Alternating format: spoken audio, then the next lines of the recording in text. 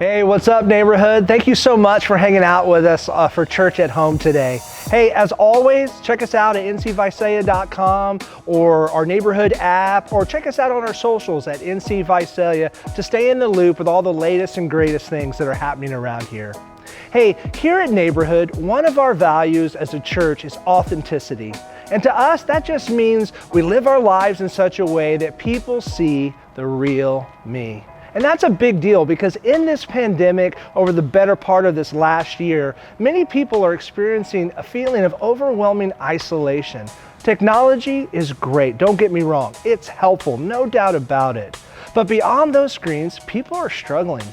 That's why today I just want to give a huge shout out to all of you group leaders here at Neighborhood. Seriously, thank you for all that you have done and continue to do for your groups. I consistently hear from people just how vital and life-giving their group has been for them, especially in this season. They text, they check in, and they just really have a safe place to voice some of this angst that they're kind of experiencing. So I just want to say thank you. Thank you for being that lifeline. But I also want to say thanks to you. Thank you for investing in the mission of Neighborhood Church. It's because of your generosity that we get to do things like these groups that help people connect relationally and grow spiritually. It's because of your investment of time and financial resources that we get to continue to inspire people wherever they are to live like Jesus wherever they go. If you want to continue partnering with us or maybe even give for the first time, here's a couple of ways you can do that. You can give by text by texting NC Visalia to 77977, or you can give online at ncvisalia.com/give. Hey, thanks again for being with us today. And now let's jump back into the teaching.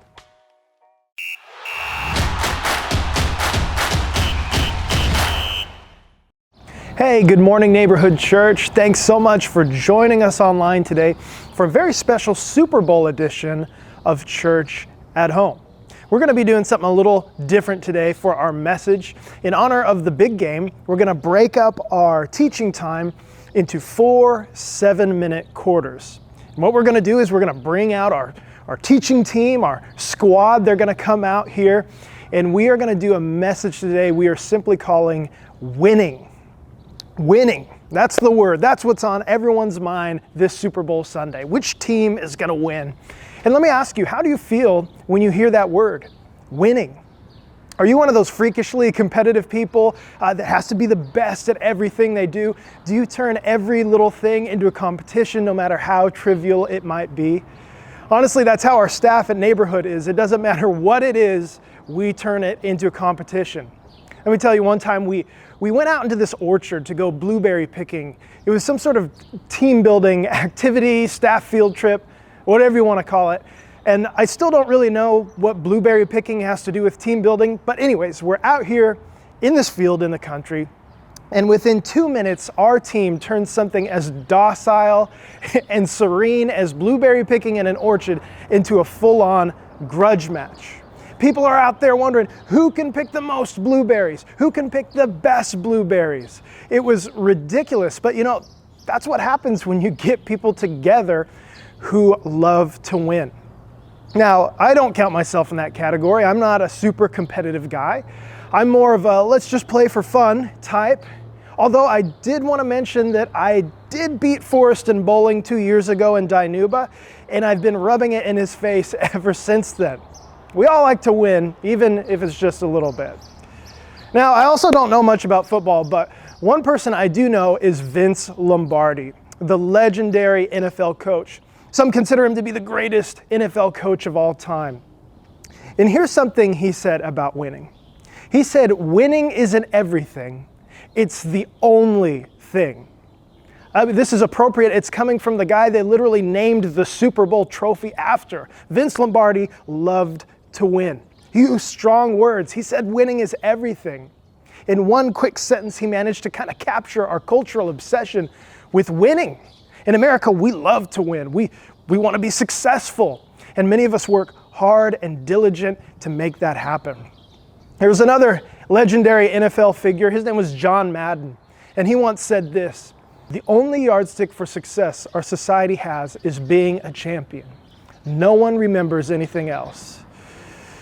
Here's the thing though, these are cool quotes, but football is a lot more straightforward than life. It's easy to understand how to win a football game. One team needs to score more points than the other team. Even I know that, and I'm about as athletic as a hippopotamus. But the real question is this: what does it look like to win in life? Depending on who you ask, you're probably going to get very different answers to that question. So let me throw that question on you today. What does winning look like for you? How do you define the win in your own life? How do you define the win in your own faith journey? What about everything we do here at Neighborhood Church? How do we win as a faith community? How do we know we're successfully accomplishing our mission here in Visalia?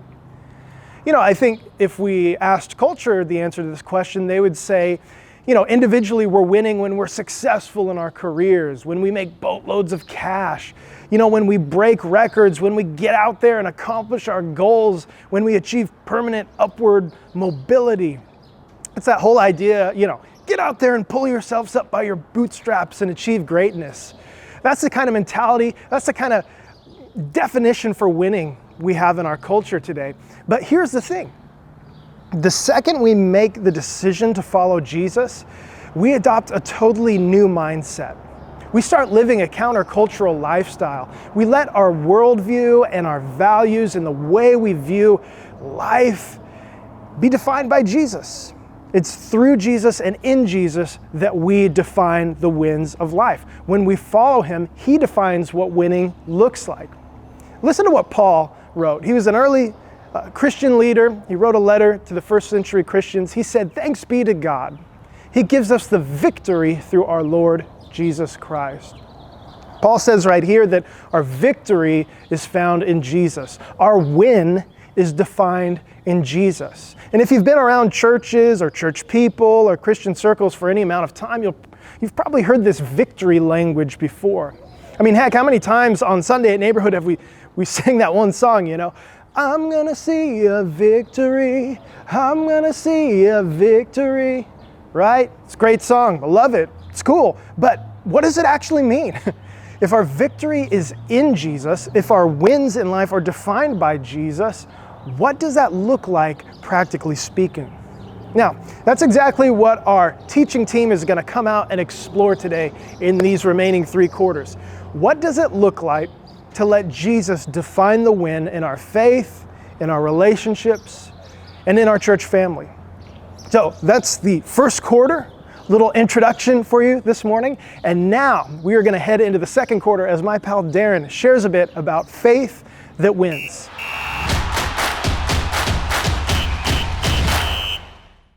Good morning. Full disclosure, we are a baseball family, not a football family.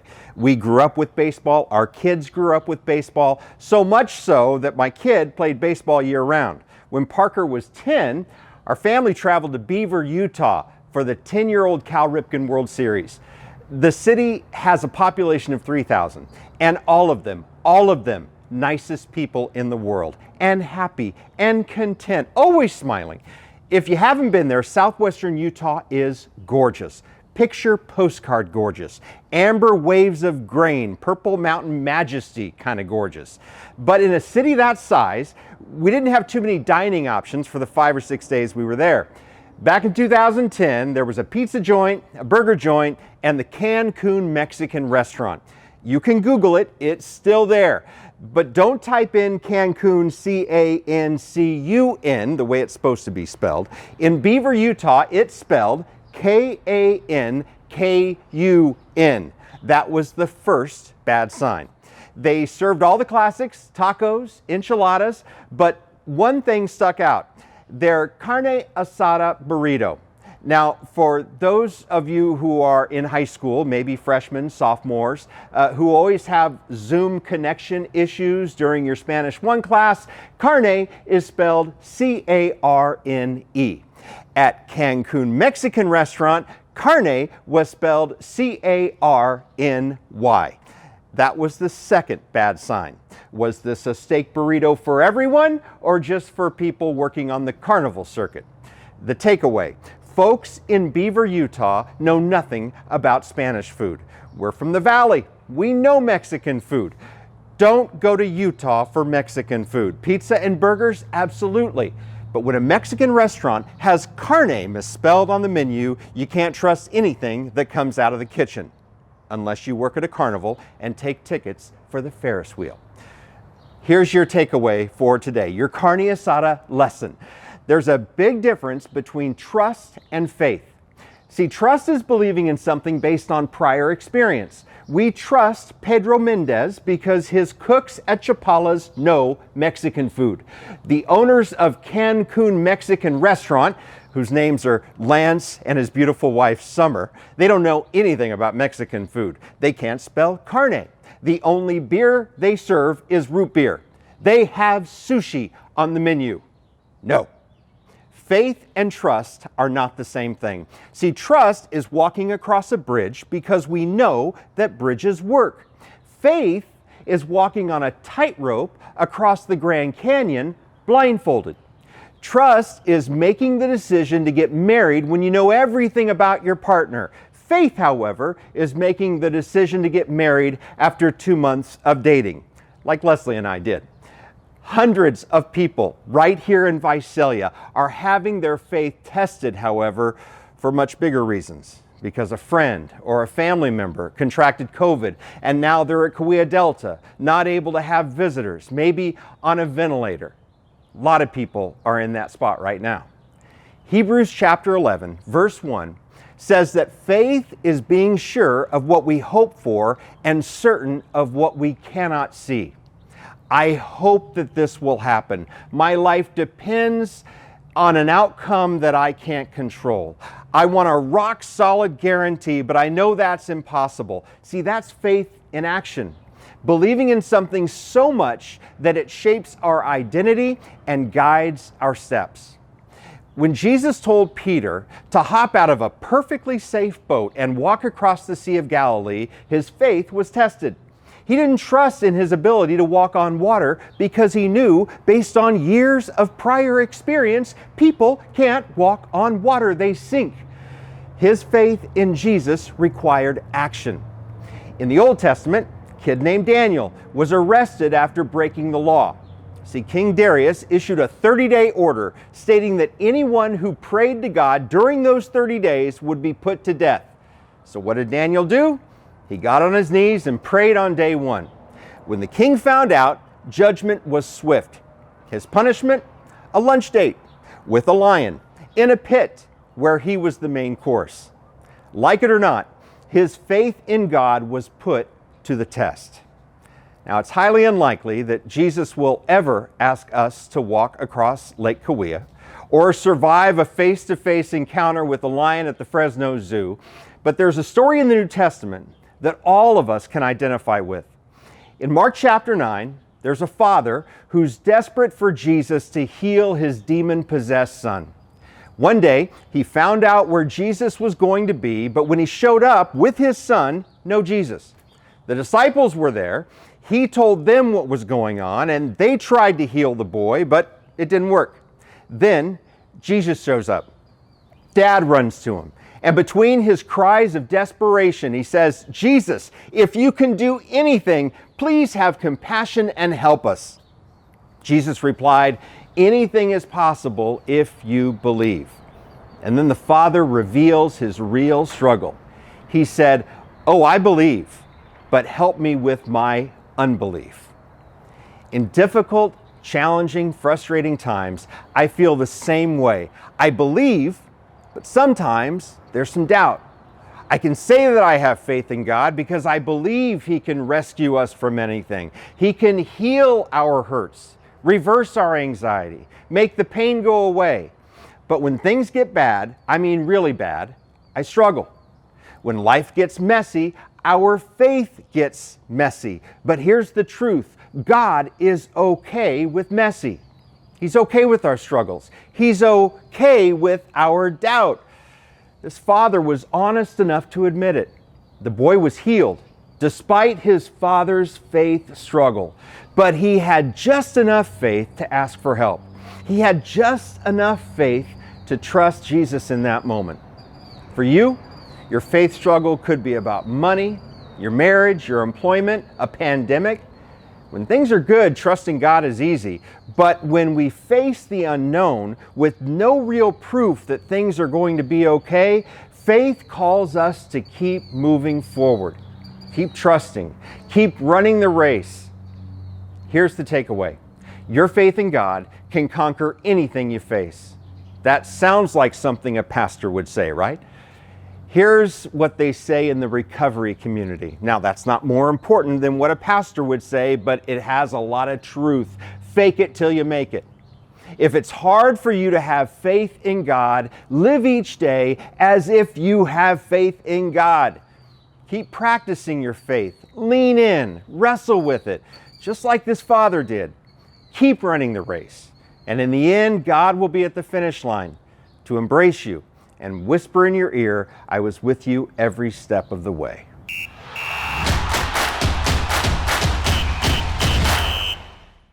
Hey, good morning, church. Happy Super Bowl Sunday. My name is Michael. I'm on the youth team here at Neighborhood. So we're in quarter 3, and our win for this quarter is to focus on the relationships in our lives. I think you can say it like this. Our relationships win when we learn to place the wants and needs of others before our own. When we have a very others-centered lifestyle. For those of you who don't know, I started at Neighborhood last July, but I haven't always been in youth ministry. Before God opened the door to work with students, I was actually pursuing a career in law enforcement, specifically with the California Highway Patrol. And this morning, I want to go through an exercise with you, but to do so, I have to take you back about 3 years ago as I almost became a CHP officer. So I went through backgrounds and I felt like I was ready for academy life, but boy, was I wrong. Obviously, things didn't work out, but I did have the amazing opportunity to really challenge myself while at academy. And little did I know that my brief time with the department was something that God was using to shape my faith as well. During my cadet training, the department framed things in 2 ways. They highlighted the shoulds of academy life and the shalls. The shoulds included, you should study at night. You should rest on the weekends. You should attend this voluntary workout. You should practice arrest techniques at 5 a.m. when you're incredibly tired.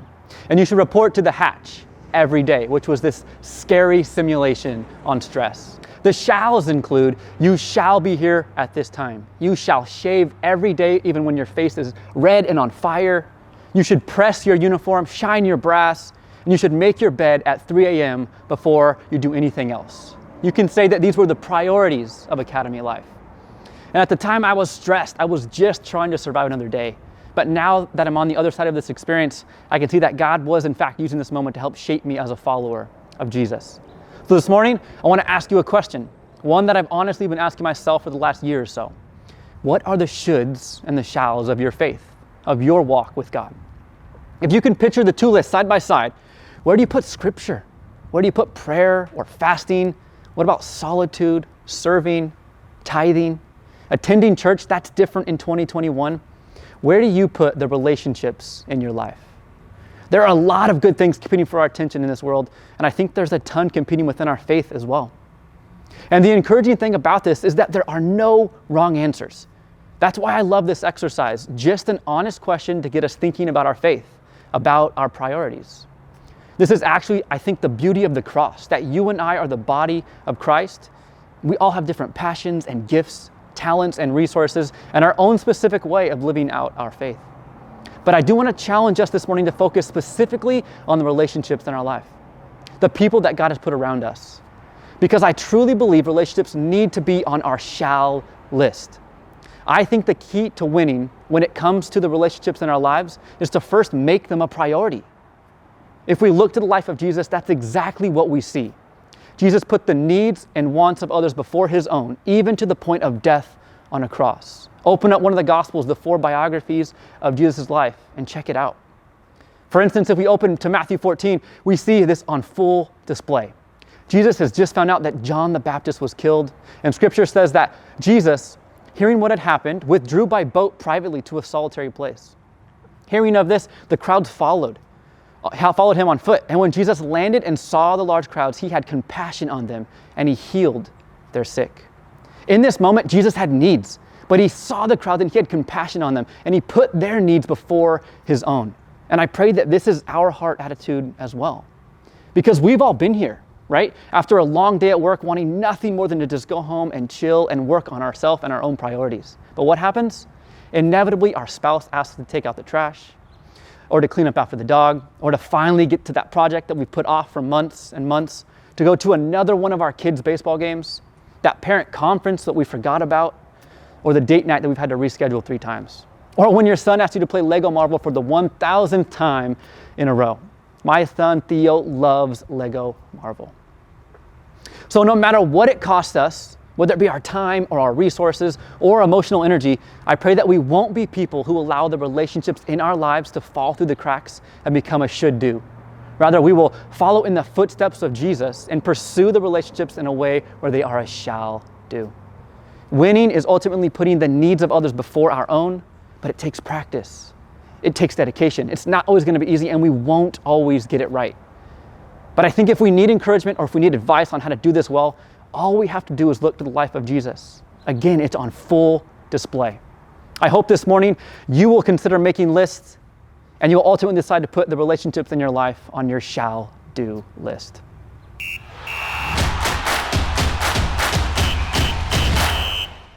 Hey everybody, I'm Stephanie, and I have to admit I don't know much about football. I played basketball growing up, but football is a pretty good metaphor for what I want to talk about today.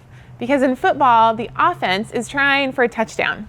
But if they can't get all the way there, they at least want to get to a first down to make progress towards their goal. You don't get any points for first downs, but you at least get the opportunity to get closer to a touchdown. And first downs are great, but without a touchdown, they're kind of pointless. And I think that's a pretty accurate metaphor for faith. So what counts as a first down for us as Christians, and what's the goal? I mean, what are we really trying to accomplish? See, there's a famous teaching of Jesus we call the Sermon on the Mount. And in it, he gives us a perspective of the world that's totally opposite to the way the world normally works. He says things like, love your enemies, give away your stuff. I mean, when someone asks to borrow a little from you, give them a lot, or don't even ask for it back. When somebody hurts you, turn the other cheek. Bless those that curse you. And you can't get right with God if you aren't right with people. Jesus said all these revolutionary things. And then he ended with this metaphor. He said, everyone who hears these words of mine and puts them into practice is like a wise man who built his house on the rock. The rain came down, the streams rose, the winds blew and beat against that house, yet it did not fall because it had its foundation on the rock. But everyone who hears these words of mine and does not put them into practice is like a foolish man who built his house on the sand. The rain came down, the streams rose, and the winds blew and beat against that house, and it fell with a great crash. See, I always thought that the foundation that Jesus referenced was himself, that we're supposed to believe in Jesus, put our faith in him, and then we'll be okay when hard times come. But I don't think that's the point Jesus was making here. I mean, he says those that hear and put into action what they believe have a strong foundation. Those that just hear it and do nothing, they're the ones at risk of everything coming crashing down. See, the foundation is action, not belief. And we can believe all the right things, but if we are not anchored in action, when trials come, our beliefs come crashing down. I mean, why is that? Why is it that I can so easily believe in God when things are going well, but when someone I love is sick or dies unexpectedly, that suddenly I question God? I think it's because beliefs are fragile, and our pain is often stronger than our beliefs. But actions, history, real life experiences, those are hard to deny, even when we're in pain, because seeing is believing. But if I have seen God do the impossible, heal a relationship I thought was destroyed, or help me forgive someone that just didn't deserve it, or seen someone else's life transformed by Jesus, I mean, those are actions that are like solid rock. And we can look back on those when times get tough, and they can anchor us. However, if our beliefs are just a bunch of words or ideas, then when real life gets hard, those beliefs can go out the window. See, in Europe, before World War II, almost everyone said they believed in Jesus. But after the war, millions of people left their faith, and the next generation didn't take it up again. I mean, after all the atrocities that occurred, people looked back and they saw that many of them were caused by Christians. I mean, people that claimed to believe in Jesus. I mean, German soldiers that went to church on Sunday and then back to concentration camps on Mondays. See, when real evil came into the world, faith did not stop it. So what good is having faith in someone you can't see if it doesn't change the things in the world you can see? See, people believed all the right things. They had Bibles in their homes, went to church on Sundays, but when the storms came, their beliefs came crashing down. And those that were watching, their children, that next generation, decided it was empty because actions speak louder than words. And a lack of acting, a lack of loving your neighbor is what led the next generation to saying, no thanks, we don't need this. And there are so many big things happening in our world right now. And that next generation is watching and deciding if this whole faith thing is real or not. Do they see us loving our neighbors, caring about people that are different than us? I mean, being kind to our enemies, being overly generous. I mean, that's the touchdown Jesus was talking about. That's what will matter to the people that are watching from the stands. The men and women that make a difference in the world are not the ones that believe what is right. They are the ones that act when something isn't right. See, winning as a Christian is not about how many religious things you can do or Bible studies we attend or verses we memorize. It's about impact. It's not how many Christian things we do, but are those things preparing us to act right when it counts? And we won't do it perfectly, but we can start. A small action, a kind word, standing up for someone else's good when it doesn't benefit me, not repaying evil for evil with Facebook comments. I mean, all of that matters because it shapes us and it shapes our world. And when we do that, that's a win.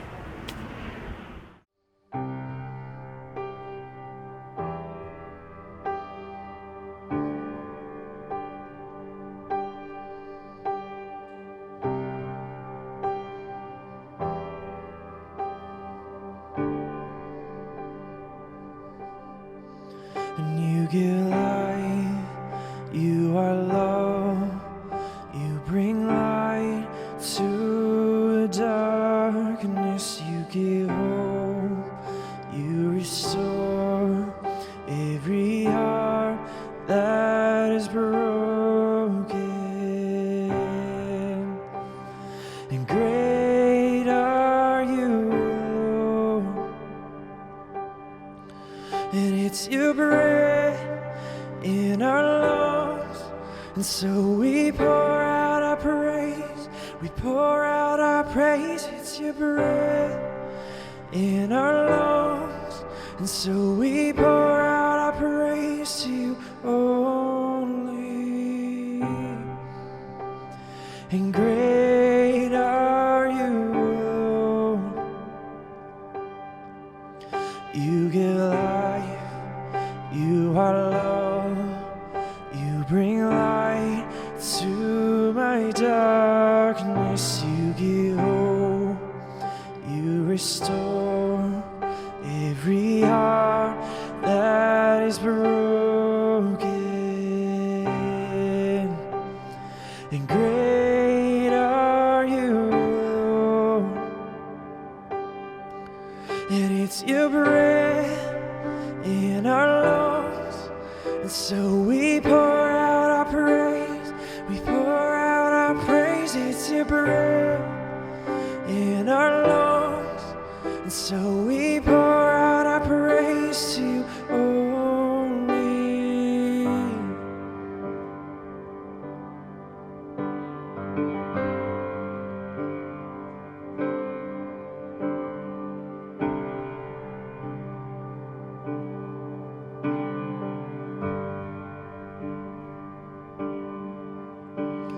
And all the earth will shout your praise, our hearts will cry, these bones will sing. Great are you, Lord, and all the earth shout your praise. Our hearts will cry, these bones will sing. Great are you, Lord. And all the earth will shout your praise. Our hearts will cry, these bones will sing. Great are you, Lord. And all the earth will shout your praise. Our hearts will cry, and these bones will sing. Great are you, Lord. And it's your breath in our lungs, and so we pour out our praise. We pour out our praise. It's your breath in our lungs, and so we pour out our praise to you only. It's your breath in our lungs, and so we